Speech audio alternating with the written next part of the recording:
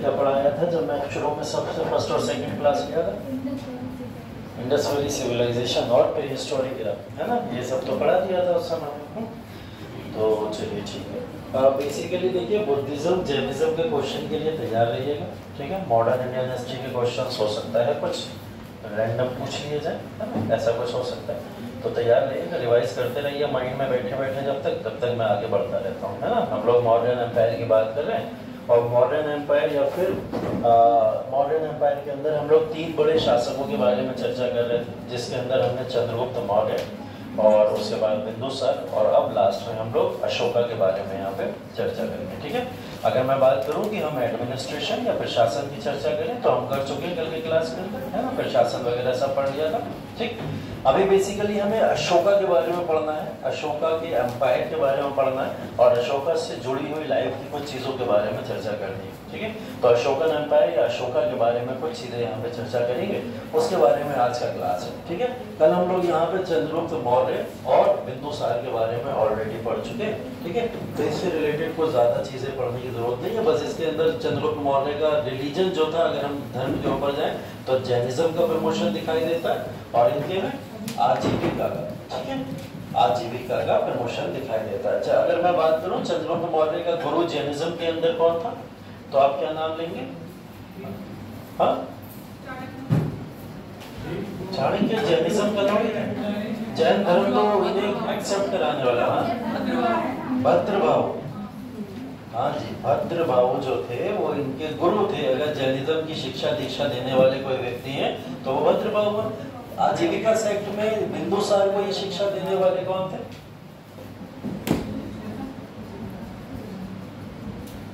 ये मैंने नहीं बताया था आपको शायद, ठीक है? जनासन नाम है इनका, ठीक है? जनासन करके एक व्यक्ति हैं जिन्होंने इनको शिक्षा दी थी, जिसके बाद ये आजीविका सेक्ट के अंदर कन्वर्ट हो गए थे, ठीक है? और आजीविका पूरी तरीके से अपना लिया। आजीविका अगर मैं बात करूं तो हमने बोला था कि जैनिज्म की ही एक फिलॉसफी थी जो आजीविका सेक्ट के थ्रू निकली थी, बट ये लोग मान्यता अपनी हिंदू फिलॉसफी के आधार पर ही रखा करते थे, एक्सेप्ट मूर्ति पूजा नहीं करेंगे और गॉड को किसी भी रियलिस्टिक फॉर्म में ऐसे नहीं मानते, ठीक है? तो इस सब को छोड़ के आजीविका लगभग वही संप्रदाय है जो संप्रदाय नॉर्मल लोग अपने उस समय में जैनिज्म की तरह फॉलो किया करते थे, ठीक है? तो ये आजीविका संप्रदाय थे। अब हम लोग अशोका की अगर बात कर रहे हैं तो अशोका के बारे में हम बात करें अगर, तो हमने ये बताया था कि ये बुद्धिज्म को फॉलो करने वाले व्यक्ति हैं। इन्होंने बुद्धिज्म को प्रमोट किया और बुद्धिज्म को प्रमोट करने के लिए इनके जो गुरु थे, अगर गुरुओं की बात करें तो हम क्या क्या बात किए थे? पहले मोगली बुद्धिस्ट, ठीक है? मोगली बुद्धिस्ट की बात हम लोग ने की थी, वो इनके रिलीजियस गुरु थे जिन्होंने इनको शिक्षा दी थी। और एक नाम हमने और लिया था, नीबू, ठीक है? नाम याद रखिएगा, नीबू नाम है, ये दूसरा नाम है जिन्होंने इन्हें शिक्षा दी थी। जनसन, जनसन, जनसन, ठीक है? इन्होंने इनको जैनिज्म में वो सॉरी आजीविका सेक्ट में जो भी दीक्षाएं दी थी वो इन्होंने दी थी, ठीक है? बुद्धिज्म में अशोका को एक व्यक्ति और थे जिन्होंने इनको धर्म की शिक्षा दी थी, जिनको इन्होंने अपना गुरु माना था, उनका नाम था उपगुप्त। क्या नाम था? उपगुप्त, ठीक है? तो उपगुप्त का नाम भी ध्यान रखिएगा, उपगुप्त थर्ड पर्सन है जिनको इस बेसिस पे याद रखा जाता है। तो मोगली बुद्धिस्ट, नीबू और उपगुप्त, ये 3 व्यक्ति हैं जिन्होंने अशोका को 3 व्यक्ति ने मिलके बुद्धिज्म की शिक्षा दी है। और अगर मैं बात करूं कि इनमें बुद्धिज्म, जैनिज्म में, आजीविका में या बुद्धिज्म में, अगर इन तीनों राजाओं में सबसे ज्यादा अपने धर्म को प्रमोट करने वाला व्यक्ति कौन था? अशोका था, ठीक है? अशोका ने सबसे ज्यादा प्रमोट किया, इवन अपने पुत्र और अपनी डॉटर दोनों को इन्होंने क्या करा था, इसके प्रमोशन के लिए भेज दिया। किसी को नेपाल भेजा, किसी को श्रीलंका भेजा, है ना? तो अलग अलग जगहों पर इन्होंने प्रमोशन के लिए इनको भेज दिया था, ठीक है? तो ये बात भी ध्यान रखिएगा। तो बेसिकली अशोका के बारे में हमें आज चर्चा करनी है। शुरू से शुरू करते हैं, एकदम अशोका की बर्थ से शुरू करते हैं। 304 BC, 304 BC का समय है, ईसा पूर्व 304 ईसा पूर्व के अंदर अशोका द ग्रेट का जन्म हुआ। अशोका द ग्रेट मैं अभी बोल रहा हूँ, है ना? क्योंकि हम इनको लगभग पूरे लाइफ टाइम में अशोका द ग्रेट ही जानते हैं, लेकिन हाँ, मैंने तथ्य और बताया था, द क्रूर शासक, ठीक है, जिनको एक बहुत निर्दयी शासक के तौर पर भी जाना जाता था, ठीक है, तो वो भी जाने जाते थे। तो 304 ईसा पूर्व के अंतर्गत जिस व्यक्ति का जन्म हुआ था वो अशोका थे। अशोका को बेसिकली जैसे जैसे इन्होंने साम्राज्य को संभालना शुरू किया, 15 से 16 साल की उम्र में ही इनको अवंती का राजा घोषित कर दिया गया था। अवंती का राजा अगर मैं बोल रहा हूँ तो आप समझ जाइए यहाँ राज्यपाल की बात हो रही है या राजदूत की बात हो रही है, जो कौन होता है बेसिकली गवर्नर होगा, ठीक है, हम यही तो बात करें। तो अवंती का इनको गवर्नर घोषित कर दिया गया था। अवंती के अलावा एक जगह और थी, उज्जैन। हाँ अभी मैं आता हूँ उज्जैन, ये उज्जैन की जो जगह है, ठीक है, और एक अवंती की जगह है। उज्जैन जो इलाका है, उस उज्जैन के इलाके के अंतर्गत इनके बड़े भाई थे जिनका नाम था शिशुमा, ठीक है, नाम ध्यान रखने की जरूरत नहीं है, बस बता दे रहा हूँ आपको फैक्ट के लिए। इनके बड़े भाई थे जिनका नाम शिशुमा था, वो उज्जैन में उस समय में काबिज हुआ करते थे गवर्नर के तौर पर। बट ये इतने असहाय कह सकते हो आप, या फिर कह सकते हो कि ये इतने योग्य नहीं थे कि ये पूरे उज्जैन को संभाल पाते। उज्जैन में अकाल पड़ गया, समस्याएं उत्पन्न होने लगी, तो बिंदुसार ने क्या करा, अशोका को भेजा कि जाओ उज्जैन के अंदर भी जाके साम्राज्य को स्थापित करो और संभालो जाके। तो उज्जैन के अंदर इस साम्राज्य को स्थापित करके संभालने के लिए वापस अशोका को बुलाया गया। तो अशोका अब अवंती और उज्जैन इन दो इलाके के क्या बन गए हैं, अब यहाँ पे गवर्नर बन गए, ठीक है। अब तीसरी जगह पे हम लोग जाते हैं, तक्षशिला। ये थी तक्षशिला। तक्षशिला की अगर हम लोग बात करें तो तक्षशिला को जीतने के लिए मैंने बोला था ना, बिंदुसार के समय में तक्षशिला मौर्य साम्राज्य के हाथों से निकल चुका है ना। वहां के जो ग्रीक वो जितने भी अटैकर्स थे, उन ग्रीक अटैकर्स ने तक्षशिला को अपने हाथों में ले लिया था और साम्राज्य में मिला दिया था। अब तक्षशिला बिंदुसार के हाथों से जा चुका था। बिंदुसार ने क्या करा, अशोका को भेजा यहाँ पे, और अशोका को भेजा कि यहाँ से अशोका गए तक्षशिला के अंदर और तक्षशिला को भी पूरी तरीके से कब्जा किया, ठीक है, और तक्षशिला को वापस से किसके, मौर्य एम्पायर के अंडर में लाके छोड़ दिया। अब मौर्य एम्पायर के अंडर में एक और रीजन किसकी वजह से ऐड हो गया, अशोका की वजह से। तो अशोका अगर सिर्फ और सिर्फ हम लोग गवर्नर के तौर पर भी देखें तो उज्जैन, अवंती और तक्षशिला इतने बड़े बड़े 3 इलाके हैं। जब हम मौर्य एडमिनिस्ट्रेशन की बात कर रहे थे तो हमने ये 3 नाम भी लिखे थे। हमने कहा था 5 ही जनपदों में तो टोटल मिला के पूरा मौर्य एम्पायर डिवाइड होता था, उन 5 में से 3 पे तो अशोका का प्रभुत्व है ना। अब 3 के ऊपर जब अशोका इतना ज्यादा प्रतापी तौर पे कार्य कर रहा है, अब आप अगर घोषित करो कि शिशुमा को हम राजा बना देते हैं तो ये बात एक्सेप्ट होगी क्या, नहीं हो। शिशुमा अयोग्य है, जो सिर्फ और सिर्फ अगर एक राज्य से दिया गया उज्जैन, वो भी नहीं संभाल पाया, आप उसको राजा कैसे बना सकते हो। बिंदुसार ने इनको घोषित कर दिया कि हम आपको राजा बना देते हो, ठीक है। इस बात से नाराज होकर इन्होंने क्या करा, अशोका ने अटैक करा पाटलिपुत्र के ऊपर। पाटलिपुत्र राजधानी हुआ करती थी मौर्य साम्राज्य की, सबको पता है इनको, ठीक है। तो इन्होंने क्या करा, अटैक करा उसके ऊपर, और इस अटैक के ऊपर इनको कुछ लोगों ने मदद की, जिन लोगों में बेसिकली एक नाम आता है यहाँ पे, ये नाम आगे भी आप गुप्ता एम्पायर में भी सुनोगे, लेकिन ये वो नाम नहीं है। एक नाम है कुमारगुप्त, ठीक है। कुमारगुप्त क्या थे, इनके कमांडर थे, सेनापति थे बिंदुसार के, और ये चाहते थे कि अशोका क्या बने, राजा बने, ठीक है। तो ये बुलाते हैं, अशोका को इनवाइट करते हैं, और अशोका को इनवाइट करके यहाँ पे हमने ये डेट मानी थी ना, अप्रोक्स 268 ईसा पूर्व, ये तो मानी थी, और एक डेट हम लेके चल रहे थे 272, हमने बोला था दोनों डेट सही है। अगर अशोका के यहाँ पर हम लोग बात करें कि अशोका ने गद्दी को कब कैप्चर कर लिया था, ठीक है। 272 इसलिए माना जाता है क्योंकि बिंदुसार ने स्वतः गद्दी छोड़ दी, बीमार पड़ गए थे, और बीमार पड़ने के बाद में उन्होंने गद्दी पे किसको बैठा दिया था, शिशुमा को बैठा दिया था। ये बात सुन के अशोका वहां पहुंचे और खूब मारधाड़ हुई। मारधाड़ में कितने भाई मारे गए टोटल, 99। अशोका के 99 अदर ब्रदर्स जो थे वो इस सब में मारे गए, और ये सब जंग लड़ते लड़ते या लड़ाइयां होते होते लगभग कितना समय हो गया, 268 ईसा पूर्व हो चुका है, जब अशोका फाइनली गद्दी के ऊपर आके विराजमान हुए थे, ठीक है। तो अशोका यहाँ गद्दी के ऊपर आके विराजमान हो गए, और अब भारत के अंदर इस जो मगध एम्पायर है, इस पूरे मगध एम्पायर के ऊपर एक राजा है जिसको अशोका बोला जाता है। ये इलाका है कलिंग का, ये कलिंग का इलाका भी मैं रैप कर दे रहा हूँ पूरा का पूरा। ये इलाका भी किसके हाथ में आ गया था, अशोका के हाथों में आ गया था। इवन बोला जाता था कि ये जो इलाका पूरा का पूरा असम से लेकर बलूचिस्तान तक था, असम से लेकर बलूचिस्तान तक। और इधर अगर हम लोग बात करें अफगान टेरिटरी से, या अफगान टेरिटरी से लेकर बात करें साउथ मतलब सदर्न इंडिया तक का पूरा जो इलाका था वो किसके एम्पायर में था? अशोका के एम्पायर में था। सिर्फ 3 किंगडम्स ऐसी थी जो अशोका के एम्पायर में उस समय में नहीं थी, वो तमिल किंगडम्स थी। ठीक है, वो तमिल किंगडम्स हम लोग आगे पढ़ेंगे। चोला, चेरा, पांड्यास वांड्या सब हैं, पुराने समय के किंगडम्स हैं, उन सब के बारे में साउथ किंगडम में हम लोग बातें कर लेंगे। ठीक है, लेकिन इन किंगडम्स में पूरी की पूरी सिर्फ ये बेल्ट छोड़ दो तो लगभग पूरा इलाका किसका था इस समय? अशोका का। ठीक है, तो आप समझ सकते हैं कि सिर्फ और सिर्फ मैरिज प्रपोजल या वैवाहिक संबंध बनाकर इतना बड़ा एम्पायर नहीं जीता जा सकता था, ना ही मित्रता से इतना बड़ा एम्पायर जीता जा सकता था। तो ये एम्पायर कैसे बनाया, कैसे जीता गया होगा? युद्ध नीति से जीता गया होगा। और युद्ध नीति के अंतर्गत अशोका ने कई सारी अननेसेसरी किलिंग्स की, कई सारी हत्याएं करी, कई सारे लोगों को मारा। ठीक है, तभी तो हम लोग बोलते हैं अशोका द क्रूएल। अशोका एक निर्दयी शासक के तौर पर जाना गया। सबसे पहले कलिंग से पहले। ठीक है, अब ये इलाका जो कलिंग का है, खारवेल शासकों का यहाँ पर पूरी तरीके से वर्चस्व रहता था। और इस खारवेल शासकों के वर्चस्व के अंतर्गत यहाँ पर अगर देखा जाए तो कलिंग के अंदर अगला जो पूरा का पूरा अटैक इन्होंने प्लान किया था, वो अटैक अप्रॉक्स 261 ईसा पूर्व आपको दिख जाएगी डेट किताबों में। 261 ईसा पूर्व के अंतर्गत इन्होंने कलिंग के ऊपर अटैक करने का अपना पूरा प्लान बनाया। ठीक है, 261 और 260 ईसा पूर्व तक लगभग पूरा का पूरा कलिंग इन्होंने अपने कब्जे में ले लिया था। कलिंग वो साम्राज्य है जिस साम्राज्य को सभी लोग इससे मगध एम्पायर के पहले कोशिश कर चुके हैं, लेकिन कोई नहीं जीत पाया। ठीक है, क्यों नहीं जीत पाया? क्योंकि वो लोग उस क्रूरल्टी तक या उस निर्दयता तक नहीं जाना चाहते थे जिस तक कौन चला गया था? अशोका चला गया था। ठीक है, क्योंकि मैंने आपको बताया ये वॉर ऐसा था जिस वॉर के अंतर्गत महिलाओं की भी हत्याएं की गई थी, बच्चों की भी हत्याएं की गई थी, ओल्ड पीपल या बूढ़े लोगों की भी हत्याएं की गई थी, और इवन एनिमल्स तक को नहीं छोड़ा गया था।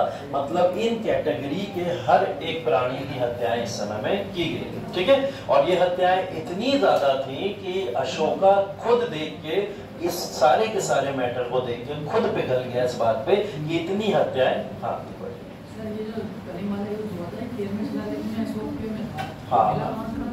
हाँ, 13वां शिलालेख अशोका ने खुद मेंशन कराया। अभी हम लोग अशोका के शिलालेखों के ऊपर आ रहे हैं, इसके बाद में आएंगे।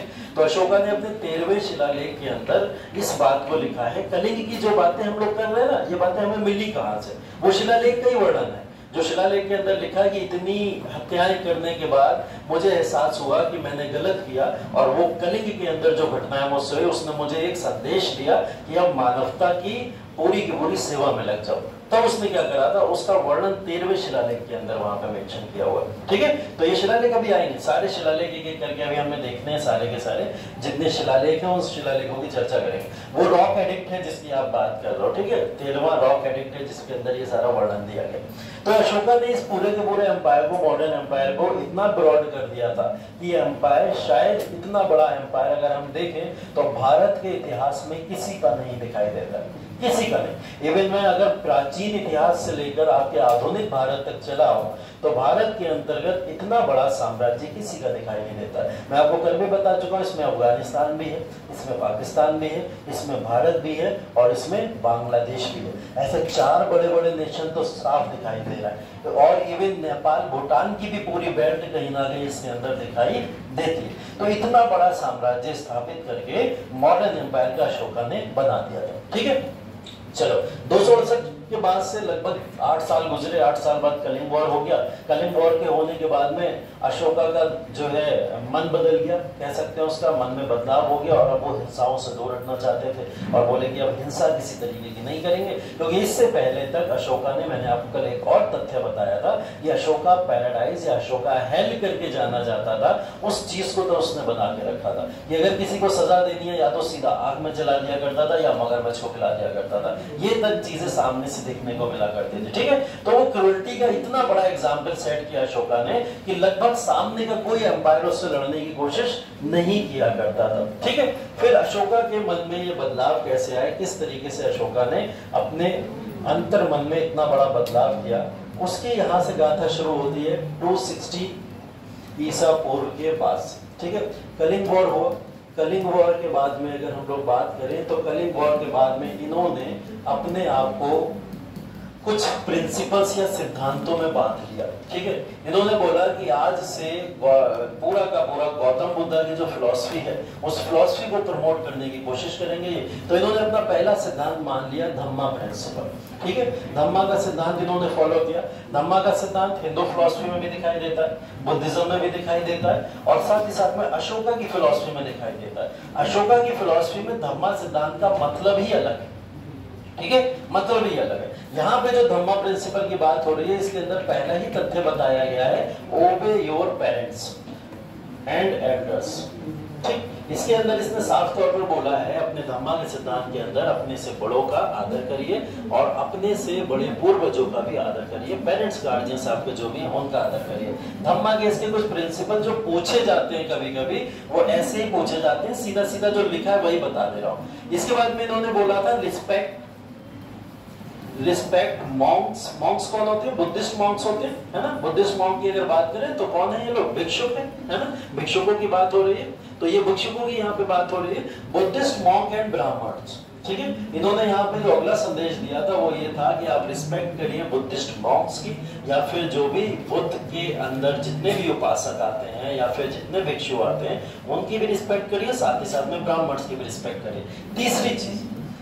तीसरी चीज इन्होंने जो यहाँ पे बोली थी वो थी सोशल हार्मनी। ठीक है, सोशल हार्मनी का मतलब आप समझते हैं समाज के अंदर लगभग सभी लोगों के साथ में अच्छा व्यवहार या सलूक करना। ठीक है, तो वो सोशल हार्मनी का प्रिंसिपल भी यहाँ पे देखने को मिलता है। तो ये धम्मा के कुछ सिद्धांत हैं जो इन्होंने बनाए थे अपने पर्टिकुलर, जो सिर्फ अशोका ने बनाए थे।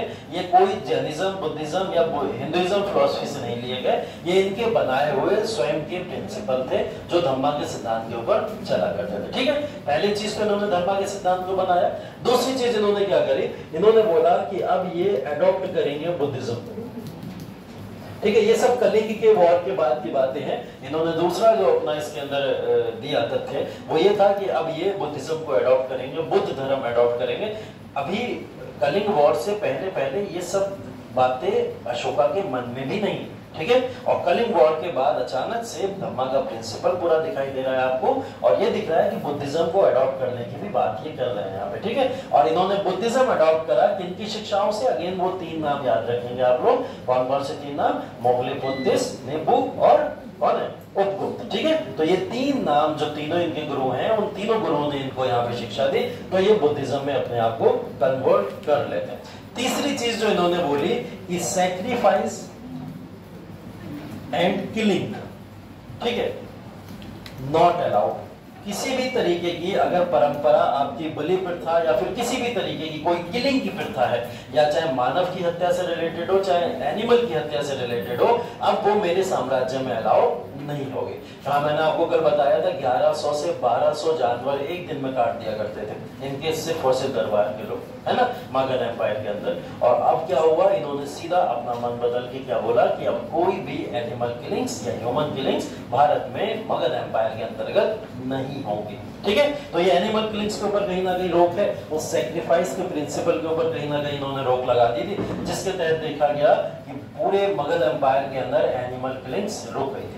एक दो एनिमल की हत्याएं जरूर होती थी, वो भी मैंने कल आपको बताया, दरबार के कुछ सिपाहियों या सैनिकों को वहां पे परोसने के लिए सिर्फ और सिर्फ एक या दो, है ना, वो भी मजबूरी में। अदरवाइज एनिमल किलिंग से सैक्रिफाइस के ऊपर पूर्णतः रोक लगा दी गई थी। तो ये इनका बदलाव था अशोका का। तो अशोका हत्याएं करने के लिए प्रसिद्ध था, अब अशोका हत्याओं को रोकने के लिए प्रसिद्ध हो गया। ठीक है, इसी वजह से अशोका ने अपने इस बेसिस पे उन्होंने बोला कि जो गलतियां मैंने की हैं वो गलतियां समाज में कोई दूसरा व्यक्ति ना करे, उसके लिए मैं कुछ मैसेजेस दे के जाना चाहता हूँ, कुछ मैसेज कन्वे करके जाना चाहता हूँ। उसके लिए उन्होंने क्या करे, अपने कुछ इंस्क्रिप्शंस लिखे। ठीक है, इंस्क्रिप्शंस को बोला जाता है बेसिकली, शिलालेखों की बात हो रही है। कुछ शिलालेख लिखे इन्होंने, और शिलालेख लिख के इन्होंने सिर्फ भारत के अंदर ही नहीं, अफगानिस्तान की टेरिटरी में आज तक आपको वो शिलालेख देखने को मिल जाएंगे जो शिलालेख यहाँ पे अशोका लिख के गए थे। ठीक है, ऐसे शिलालेखों को 3 पार्ट में डिवाइड किया गया है। एक को बोला जाता है रॉक एडिक्ट्स, एक को बोला जाता है रॉक एडिक्ट्स, एक को बोला जाता है पिलर एडिक्ट्स, और एक को बोला जाता है केव एडिक्ट्स। ठीक है, केव एडिक्ट्स। ठीक है, रॉक एडिक्ट्स। ठीक, रॉक एडिक्ट्स समझ रहा हूं, हिंदी में क्या बोलते हैं? शिलालेख, बस। हाँ तो बोलो क्या धर्मा का प्रिंसिपल है। इस धर्मा के प्रिंसिपल के अंदर इन्होंने 3 बातों को फॉलो करने के लिए बोला। धर्मा का मतलब बेसिकली है आपके सिद्धांत क्या हो सकते हैं जीवन को जीने के लिए। जो धर्म का या कर्म का आप अनुपालन करोगे वही धर्मा है, ठीक है, वही उसी को धर्मा बोला जाता है, ठीक है। तो रॉक एडिक्ट्स, पिलर एडिक्ट्स और केव एडिक्ट्स, ये 3 तरीके के एडिक्ट्स या फिर ये 3 तरीके के लेख यहाँ पर हमें सामने दिखाई देते हैं, ठीक है। जब रॉक एडिक्ट्स की बात करी जाए तो बेसिकली समझ जाओ पत्थरों के ऊपर लिखे गए शिलालेख, ठीक है। जब भी रॉक एडिक्ट्स की बात करी जा रही है तो कुछ पत्थर हैं, उन पत्थरों को यहाँ पे क्या करा गया था, गोद के उनके ऊपर कुछ बातें लिख दी गई थी, क्योंकि पत्थरों के ऊपर लिखी हुई बातें किसी भी तरीके से नहीं मिटती हैं ना खत्म होती हैं, तो वो अमर हो जाती है। तो उन्होंने क्या करा, पत्थरों के ऊपर अपने शिलालेख लिखना शुरू करे।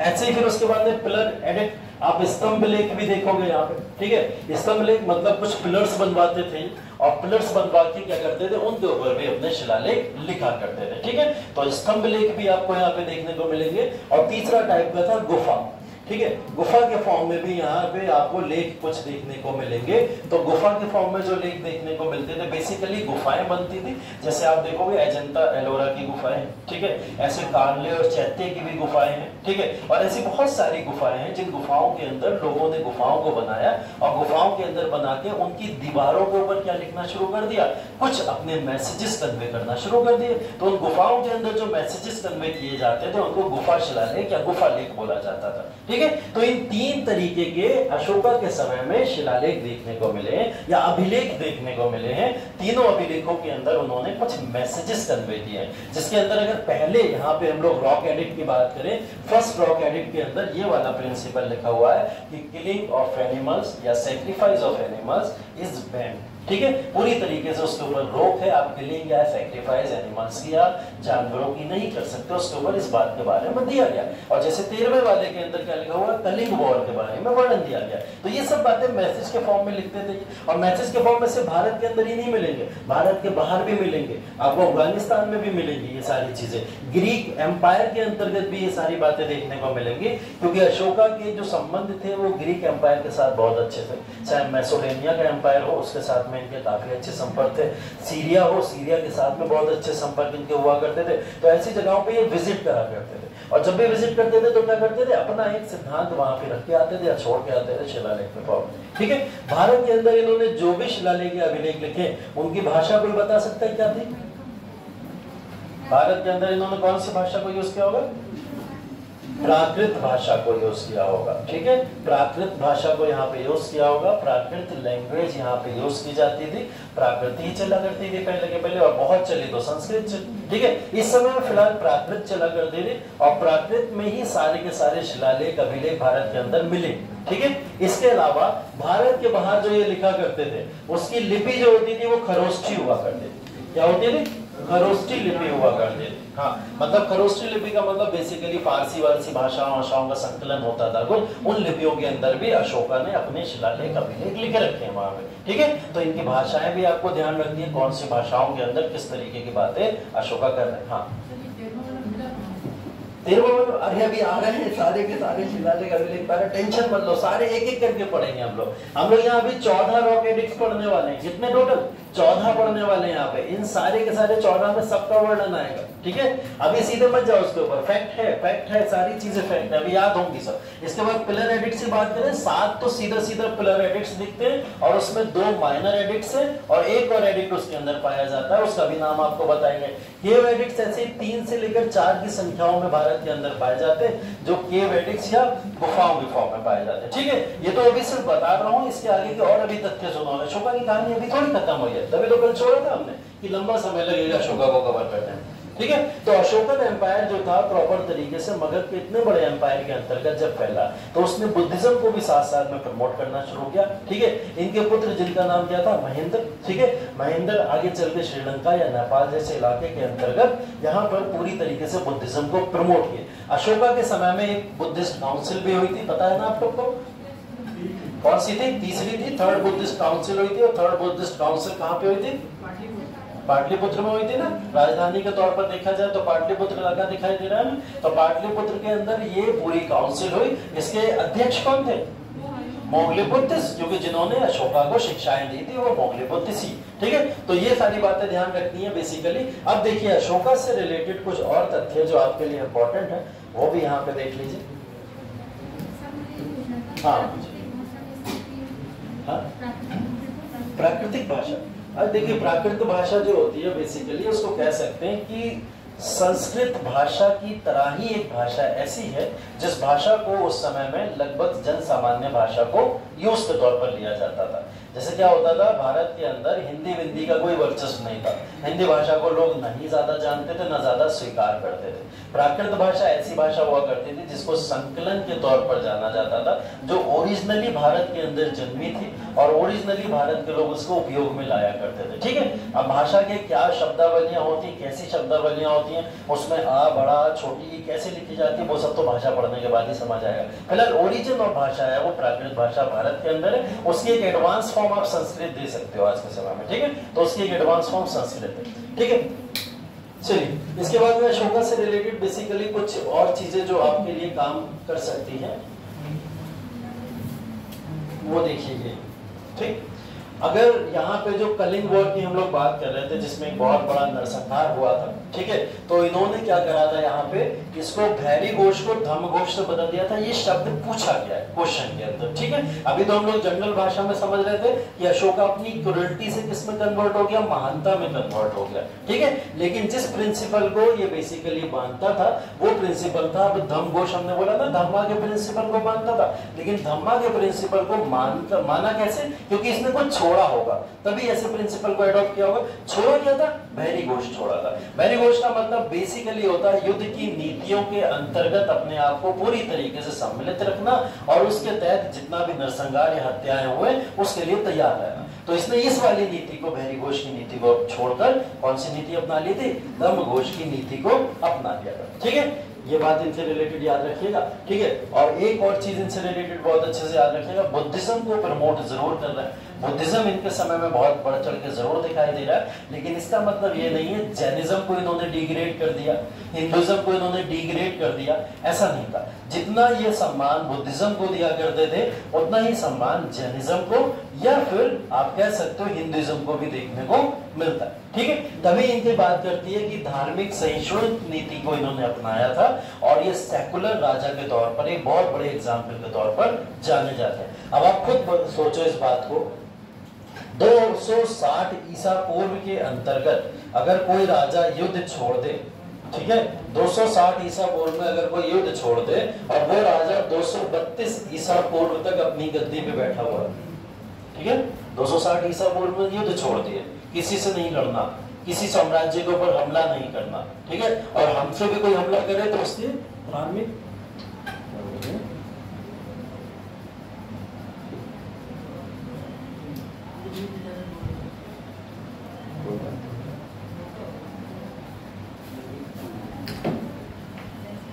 आवाज बढ़ जाएगी, बस यही होगा, है ना, थोड़ा तेज बोलना पड़ेगा, कोई बात नहीं सोच। ठीक है, 260 ईसा पूर्व के अंतर्गत हमने देखा कि एक ऐसा राजा है जिस राजा ने सारी युद्ध की नीतियां छोड़ दी और उस युद्ध की नीति को, आवाज आ रही है और तेज बोलिए, 260 ईसा पूर्व में युद्ध की नीतियां छोड़कर भी 232 ईसा पूर्व तक एक राजा अभी तक राज कर रहा है। अब आप सोचिए 30 साल गुजर चुके हैं लगभग, और 30 साल तक ये साम्राज्य इन्होंने अपना उसी तरीके से स्थापित करके रखा है बिना युद्ध की नीति। पूरे इतिहास में आपको कोई शासक ऐसा नहीं दिखेगा जो युद्ध की नीतियों को छोड़कर या युद्ध की परंपराओं को छोड़कर अपने साम्राज्य का विस्तार भी कर ले और अपने साम्राज्य को संभाल के भी रख ले। तो ये एक ऐसा राजा है जिस राजा ने 30 साल अपनी शांति नीति के साथ में पूरे साम्राज्य को संभाल के रखा था। इवन ये तो वो जमाना है जिस जमाने में सिर्फ वॉर, लड़ाइयाँ, युद्ध हो रहे हैं। आज के जमाने में तो वॉर, लड़ाइयाँ, युद्ध एक बहुत बड़ी परंपरा के तौर पर नहीं देखे जाते ना। फिर भी आज के समय में कोई 30 साल रेगुलर बिना वॉर के अगर किसी गद्दी के ऊपर बैठ गया तो ये इम्पॉसिबल चीज आज के समय में भी बता रहा हूँ। तो ये राजा उस समय में सोचिए 30 वर्ष तक अपनी उस सहिष्णु नीति और धार्मिक नीति का पालन करते हुए गद्दी के ऊपर बैठा, कैसे 30 साल गुजारे होंगे, किस तरीके से गुजारे होंगे। तो अगर आप समझने की यहाँ पे कोशिश करो तो इन्होंने क्या करा था, अशोका ने इस समय में जिन नीतियों का पालन किया था, उन नीतियों में पहली चीज ये थी कि इन्होंने जब युद्ध त्यागा इन्होंने, तो युद्ध त्यागने के बाद में इनके सामने ऑप्शन क्या था कि दूसरा तो हमसे युद्ध करने आए, किसी दूसरे को तो उज्जैन चाहिए होगा ना, किसी दूसरे को अवंती भी चाहिए होगा, कोई दूसरा आके हमसे तक्षशिला भी छीनने की कोशिश करेगा। तो इन्होंने बोला था कि हम एक ऐसा सिद्धांत यहाँ पे लागू करेंगे जिस सिद्धांत के तहत हम आपस में एक शांति समझौता करा करेंगे, और वो शांति समझौता दोनों राज्यों के बीच में एक मिठास उत्पन्न करेगा। ये शांति समझौता कोई नॉर्मल चीज नहीं थी, ना ये पहले कभी हुआ करता था। ऐसी कोई ट्रीटी संधि लोगों के बीच में नहीं होती थी कि शांति समझौता चलो कर लेते, तक्षशिला मेरा रहेगा, उज्जैन आपका, नहीं होता था। वॉर होते थे सीधा सीधा, और वॉर के बेसिस पे या मित्रता के बेसिस पे सिर्फ और सिर्फ क्या होता था, यहाँ पे एक कह सकते हैं कि लोग अपने अपने एम्पायर को लेके चले जाते थे। यहाँ शांति समझौता बेसिकली अशोका ने शुरू किया, और शांति समझौता के तहत उन्होंने क्या बोला कि शांति समझौता के तहत अब तक्षशिला, उज्जैन, अवंती जैसे राज्य उनके संरक्षण में रह सकते हैं। ठीक है, तो ये शांति समझौता की नीति अगर युद्ध नीति के अंदर कोई लेके आया तो वो लाने वाला राजा कौन है, अशोका द ग्रेट। ठीक है, अशोका द ग्रेट कहते इसलिए नहीं है, शांति समझौते जैसे और भी बहुत सारे प्रिंसिपल हैं जो इन्होंने आके इस समय में दिए। ठीक है, तो ऐसे बहुत सारे प्रिंसिपल आपको दिखाई देंगे। इन्होंने अपने शांति समझौते के अंदर अगर कोई तक्षशिला के ऊपर कोई ग्रीक का राजा अटैक करने आता था तो क्या करते थे उसके साथ में धर्म सम्मेलन करते। ठीक है, क्या करते थे, धर्म सम्मेलन। कहते थे वॉर लड़ोगे, देख लेंगे बाद में, अगर आपको जगह चाहिए हो तक्षशिला मुझसे लेके चले जाना, मुझे तक्षशिला में कोई इंटरेस्ट नहीं है। यहाँ के लोग अगर आपसे तैयार हो गए, आपके राज्य के लिए तैयार हो गए तो आप राज्य कर लेना, लेकिन मेरे साथ एक धर्म सम्मेलन करो। ठीक है, वो धर्म सम्मेलन क्या होता था, अशोका वहाँ बुद्धिज्म या बुद्धिस्ट के अलावा पूरी की पूरी जो भी सिद्धांत होते थे, अपने धम्मा वगैरह के सिद्धांत, वो उस राजा को बताया करते थे, उसको सुनाया करते थे। अब कौन ऐसा राजा होगा कि जो राजा इतने ज्यादा प्रभावी व्यक्ति के सामने बैठे, इतने बड़े राजा के सामने बैठे, और वो राजा उसे धर्म के प्रिंसिपल अगर सिखाए और वो ना सीखे। तो जो भी इनके साथ में इन 30 सालों के अंदर स्ट्रगल में आया, वॉर के अंदर आया, इन्होंने उनके साथ धर्म सम्मेलन किया और उसके साथ में शांति समझौता करके अपने इस 30 साल के एम्पायर को इस तरीके से चलाया। तो मौर्यन एम्पायर के अंदर अशोका इतने बड़े एम्पायर के तौर पर अगर विस्तार अपना कर रहे हैं बिना किसी युद्ध करे, तो उसका सीधा का सीधा एक ही उदाहरण ये है कि अपने जिन भी सिद्धांतों के यहाँ पे फॉलो कर रहे हैं, वो सिद्धांत ये दूसरे राजाओं के ऊपर भी लागू करवा दिया करते। ठीक है, तो ये कहीं ना कहीं कारण है जिसकी वजह से अशोका को बोला जाता है कि अशोका ने अपने एम्पायर को इतनी तेजी से विस्तारित करके रखा हुआ था। ठीक है, अब आ जाते हैं त्रिपाठी के क्वेश्चन के ऊपर जो बार बार पूछ रहे थे वो, सर एडिक्ट्स बता दीजिए। रॉक एडिक्ट्स एक एक करके चर्चा करेंगे, सारे रॉक एडिक्ट्स के, कौन कौन सा रॉक एडिक्ट कहाँ कहाँ पे। ठीक है, सारे रॉक एडिक्ट्स ये सब नोट करना है आप लोगों को। ठीक है, सारे के सारे रॉक एडिक्ट्स, एक एक शिलालेख, एक एक अभिलेख की चर्चा करने वाले हैं हम लोग, और सारे शिलालेख अभिलेख के अंतर्गत स्तंभ लेख चाहे क्यों ना हो, चाहे गुफा अभिलेख क्यों ना हो, उन सब की चर्चा यहाँ पे करने वाले हैं। ठीक है, तो अब आपको यहाँ पे पता लगना शुरू होगा कि अशोका के जो शिलालेख अभिलेख हैं वो क्यों इंपॉर्टेंट है। अशोका को महान बनाने के पीछे एक कारण ये भी। ठीक है, उससे पहले हेडिंग डालो अशोका मौर्य, और उसमें डेट कुछ चीज़ें लिख लो, वो चीज़ें बता दे रहा हूँ मैं आपको, कुछ चीज़ें उसमें लिख लो।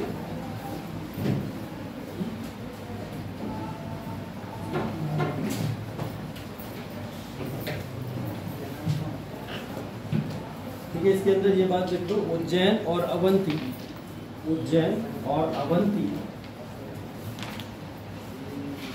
उज्जैन और अवंती, अशोका हेडिंग डालो, और अशोका के हेडिंग डालने के बाद उसके अंदर कुछ 4-5 चीजें लिखो।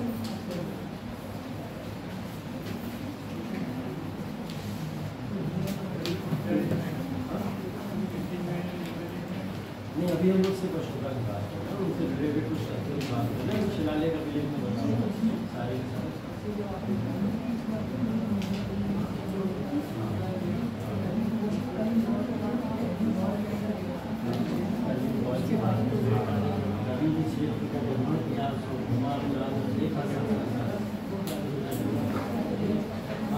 ये कुछ चीज़ें लिखा रहा हूँ, बहुत अच्छे से ध्यान रखना और उसको याद भी कर लेना।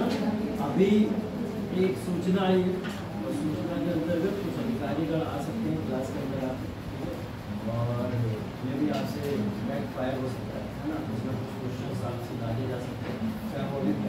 में हो चाहे कोई क्लास में जो भी क्लास चल रहा है, इस वजह से लिखा भी दे रहा, क्योंकि सुनी की बात है तो लोग कहते हैं वो इस वजह से लिखा है देख के कुछ ना कुछ है ना। चलो लिखो इसके अंदर अशोका मौर्य, ठीक है। समय काल लिखिए 272 ईसा पूर्व। हाँ, उज्जैन और अवंती लिख रहे थे ना, उज्जैन और अवंती का गवर्नर लिखो, बस उज्जैन और अवंती का गवर्नर।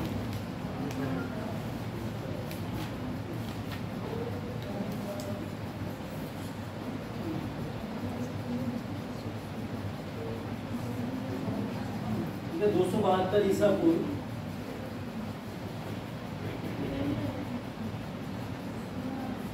से 232 ईसा पूर्व,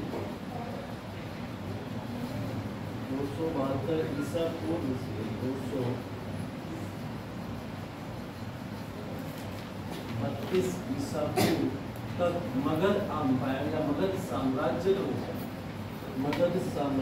के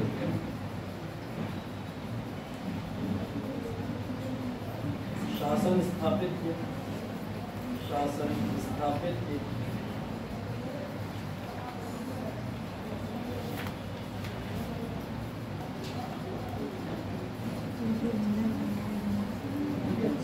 इसके बाद अगला वर्ड देखो, अपने शासनकाल में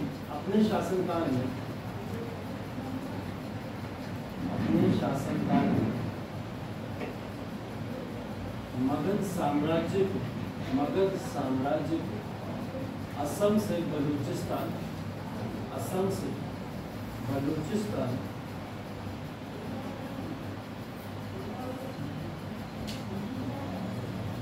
एवं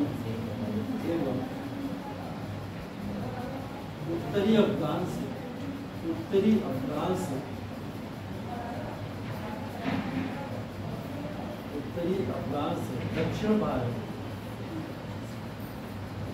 दक्षिण भारत ब्रैकेट में लिख लेना, तमिल साम्राज्य को छोड़, दक्षिणी भारत ब्रैकेट में लिख लेना, तमिल साम्राज्य को छोड़।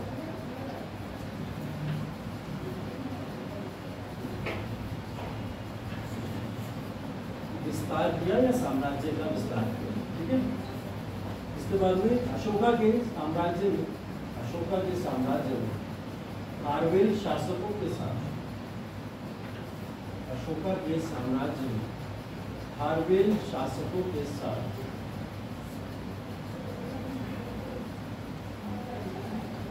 हुए कलिंग युद्ध में अशोका के साम्राज्य में खारवेल शासकों के साथ कलिंग युद्ध में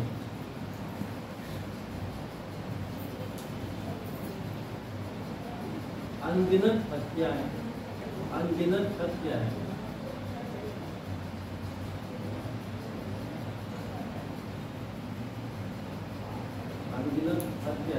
एवं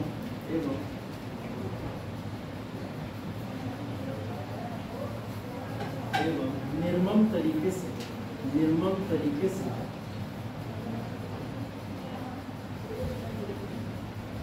कलिंग के लोगों पर अत्याचार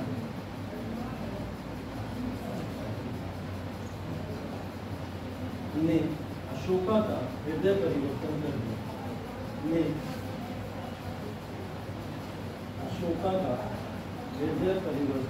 कर दिया। कलिंग युद्ध में 261 से 260 ईसा पूर्व, 261 से 260 ईसा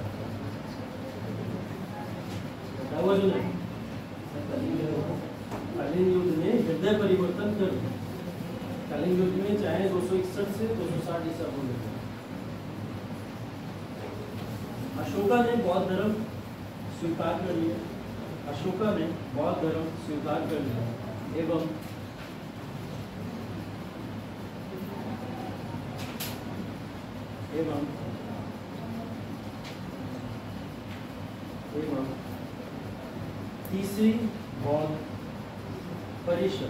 एवं तीसरी बौद्ध परिषद उसके द्वारा आयोजित की गई। तीसरी बौद्ध परिषद उसके द्वारा आयोजित किए गए।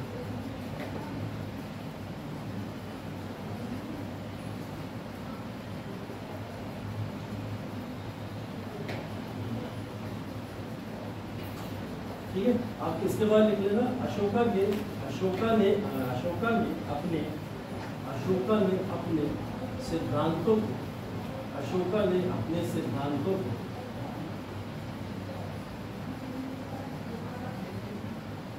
ने अपने सिद्धांतों को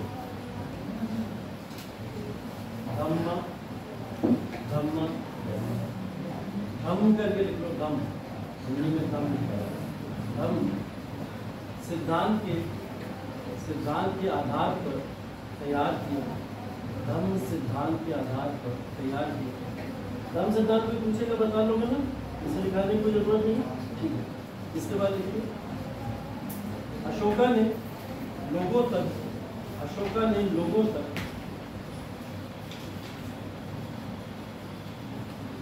अपने संदेश पहुंचाने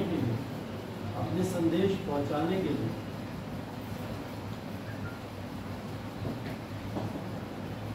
कुछ प्रमुख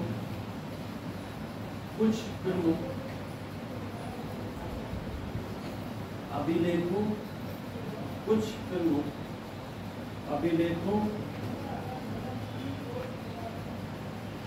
एवं शिलालेखों का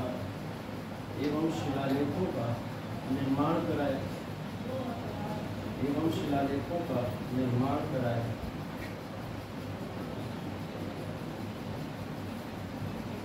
अब इसमें पहली हेडिंग डाल दो अशोका के प्रमुख 14 शिलालेख। कोई डिटेल नहीं बताऊंगा, बस वन लाइनर बताता जाऊंगा। बस वन लाइनर के बेसिस पे आप लोग अशोका के प्रमुख शिलालेख। ठीक है, 14 शिलालेख के टोटल। पहला लिखिए, पहला शिलालेख या प्रथम शिलालेख, और इस शिलालेख के उधर लिखिए डैश लगा के इसमें लिखिए पशु बलि पर प्रतिबंध।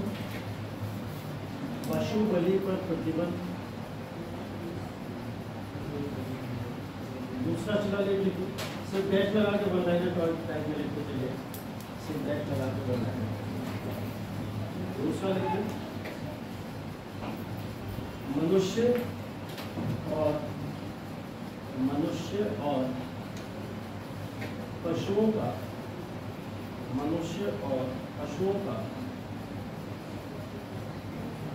चिकित्सा उपचार।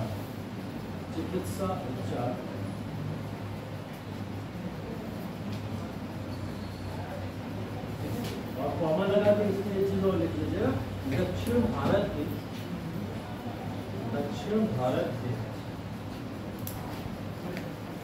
शासकों का उल्लेख।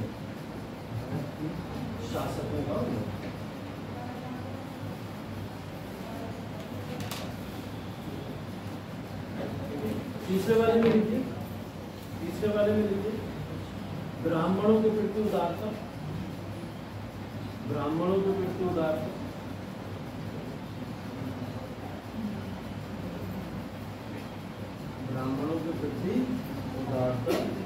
और इसमें कॉमा लगा के लिख लीजिए धम्मा या धम्म के सिद्धांत को प्रोत्साहित करना।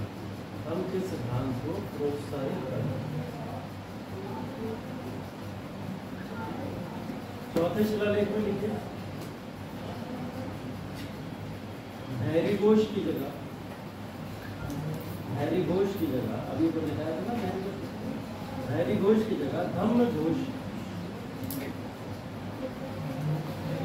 भैरी घोष की जगह धम्म घोष की नीति का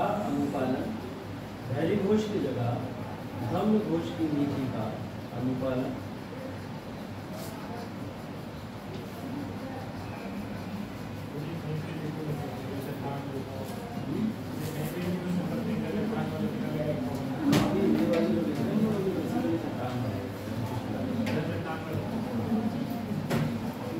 अगला इसके अंदर लिखिए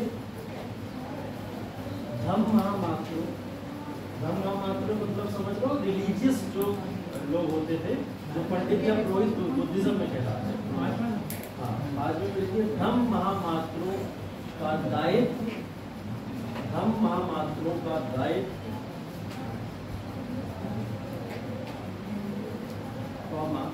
दासों के साथ सही व्यवहार, दासों के साथ सही व्यवहार।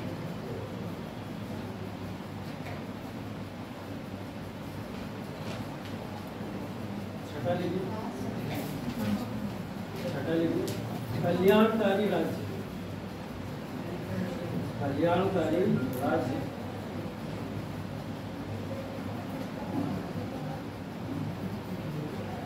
कल्याणकारी राज्य, और इसके अंदर कॉमा लगा कर और लिखो राजा एवं प्रजा में, राजा एवं प्रजा में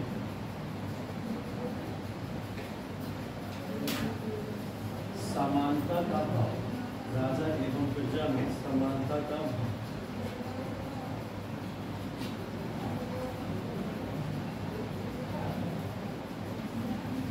लिखो कौन सा होगा? सातवां वाला लिखो सभी धर्मों और संप्रदाय के बीच में सहिष्णुता,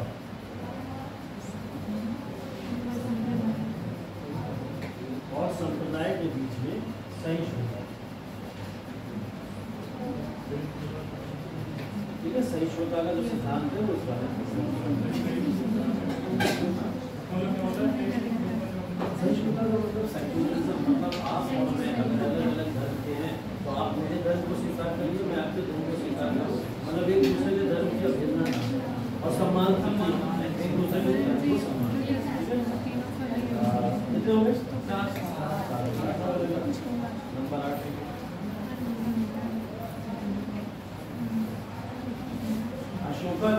अशोक की बोधगया की यात्रा, अशोक की बोधगया की यात्रा, जहाँ बोधि वृक्ष के नीचे एक पर बैठे थे। ठीक है, और उन्होंने वहाँ पे काफ़ी ये महसूस किया था कि शायद अब जो है अशोका या फिर बुद्धिज़्म जो है वो प्रॉपर तरीके से वहीं से अडॉप्ट की। ठीक है, तो उनकी यात्रा लिखी हुई नवा लिखी 9th पर,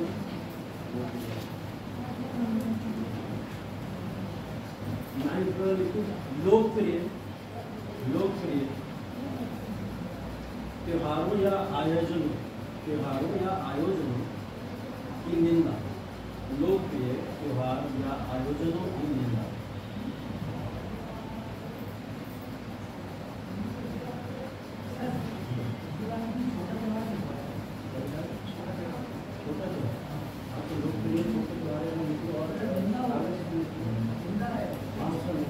बेसिकली उन्होंने छोटे त्योहारों को बढ़ावा देगा और बड़े जो प्रमुख त्योहार हैं उनकी निंदा। ये लिखाया होगा मैंने, छोटे त्योहारों को बढ़ावा देगा। अगला लिखिए, कितने हो गए? 10वां लिखिए, 10वां इम्पोर्टेंट है। 10वां वाला बोल रहा है धम्म जो धम्मा प्रिंसिपल लिख रहा है, धम्म के सिद्धांत को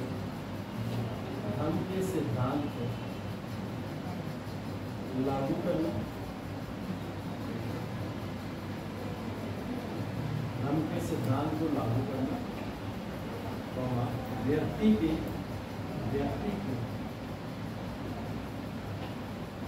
प्रसिद्धि और गौरव, व्यक्ति की प्रसिद्धि और गौरव की इच्छा को अस्वीकार करना, इच्छा को अस्वीकार करना।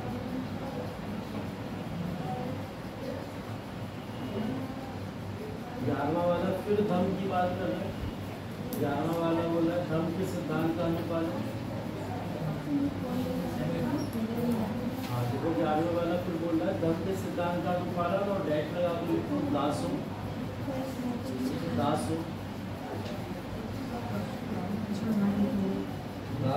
महिलाओं और नौकरों के प्रति चिंता शामिल है।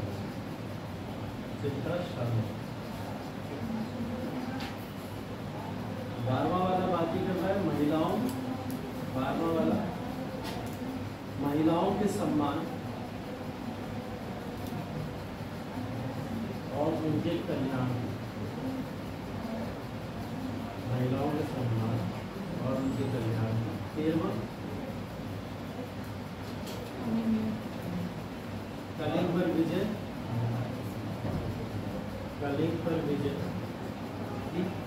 कलिंग पर विजय,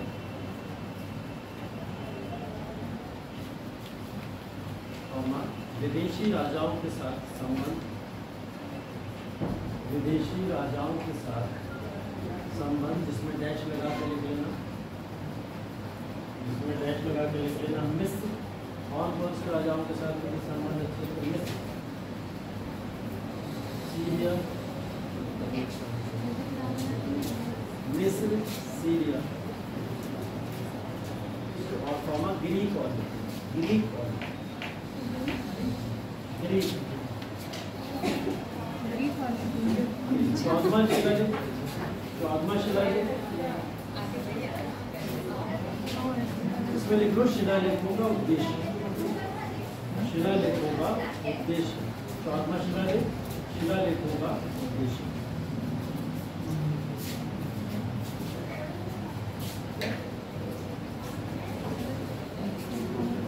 ठीक है, अब ये जितने भी शिलालेख पाए गए हैं, ये सारे देश भर में और टोटल मिलाकर अगर अफगानिस्तान में देखा जाए तो सारे के सारे शिलालेखों की संख्या यहाँ पे दिखाई देती है। ठीक है, इसके अलावा अब कुछ नाम लिखिए, कौन कौन से शिलालेख इंपॉर्टेंट है, जिसकी जगह इंपॉर्टेंट है। ठीक है, इसमें एक नाम लिखिए, पहला नाम लिखिए इसके अंदर ब्राह्मणगिरी, ब्राह्मणगिरी जो कर्नाटका के अंदर, ब्राह्मणगिरी जो कर्नाटका के अंदर,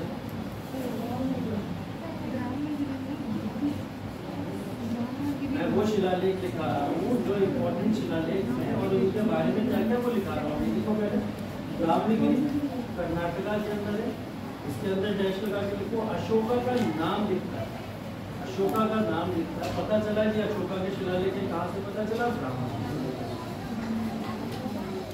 दूसरा, दूसरा गुज्जरा, गुज्जरा, दूसरा गुज्जरा, ये एमपी में है, मध्य प्रदेश में, गुज्जरा। और तीसरा,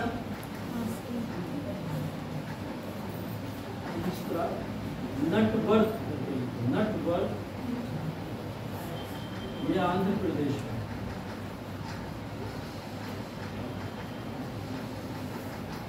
ठीक है, आंध्र प्रदेश के अंदर है। ये इनके टोटल मिला के 14 शिलालेख है और जिन शिलालेखों में अशोका के बारे में वर्णन मिलता है वो यहाँ पे कुछ और आगे कुछ और जगहें लिखिए जो इम्पोर्टेंट है इनके शिलालेख में, जिसमें पहला नाम लिखिए इलाहाबाद, इलाहाबाद, इलाहाबाद शिलालेख।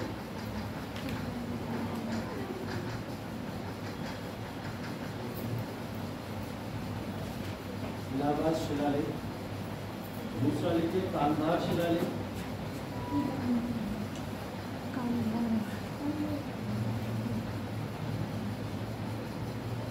कांधार शिलालेख। तीसरा लिखिए कलिंग शिलालेख,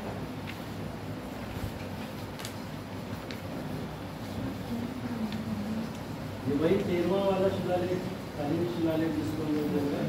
इसके अंतर्गत एक बात इम्पोर्टेंट और है, जिसके अंदर अशोका ने बोला है कि सभी मनुष्य मेरे बच्चे हैं। ठीक है, ये बात बोली है और ये बात पीसीएस में कई बार पूछी गई कि कौन से शिलालेख में अशोक ने ये बोला था। ठीक है, तो इसमें बोला है। ठीक है, सभी मनुष्य मेरे बच्चे। उसके बाद सन्नति शिलालेख, सन्नति शिलालेख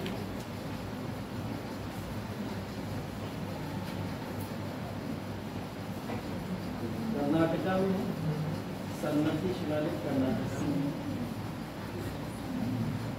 उसके बाद में रुमिनदेई शिलालेख, रुमिनदेई शिलालेख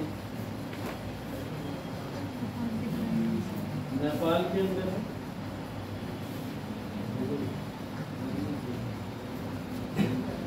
रुमिनदेई शिलालेख नेपाल में।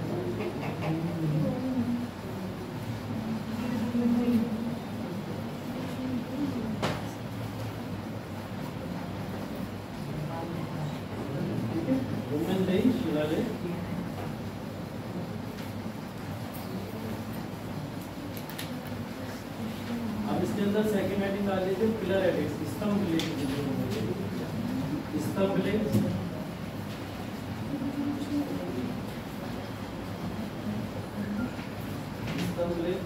संख्या टोटल 7 है, जो भी लोग मेजर बात करते हैं, मेजर की संख्या 7 है।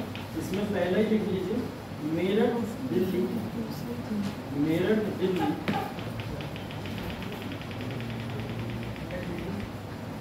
मेरठ दिल्ली स्तंभ लेख, जिसको बोला जाता है छोटी लता।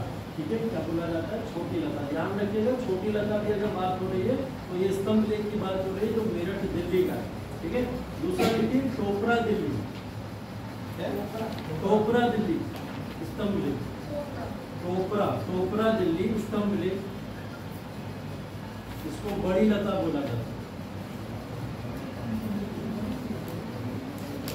तीसरा लिखिए इलाहाबाद, तीसरा इलाहाबाद स्तंभ लेख,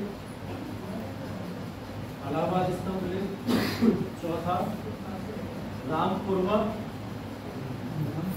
रामपुरवा स्तंभ लेख, बिहार के अंदर। उसके बाद नंदगढ़ शिलालेख स्तंभ लेख, नंदगढ़ स्तंभ लेख, ये भी बिहार के अंदर। उसके बाद माइनर शिला स्तंभ लेख इनकी और है। इन माइनर स्तंभ लेख के अंतर्गत एक नाम लिखिए सांची, सांची का स्तंभ लेख, सांची का स्तंभ लेख, सारनाथ का स्तंभ लेख और इलाहाबाद का स्तंभ लेख। हाँ,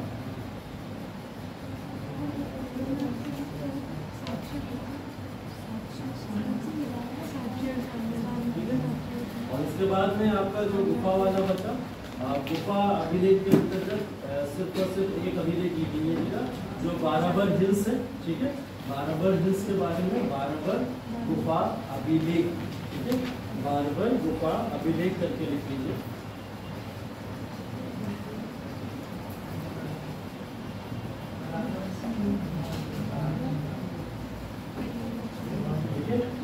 बाराबर गुफा अभिलेख जो कहाँ पे पड़ती है? बिहार के अंदर।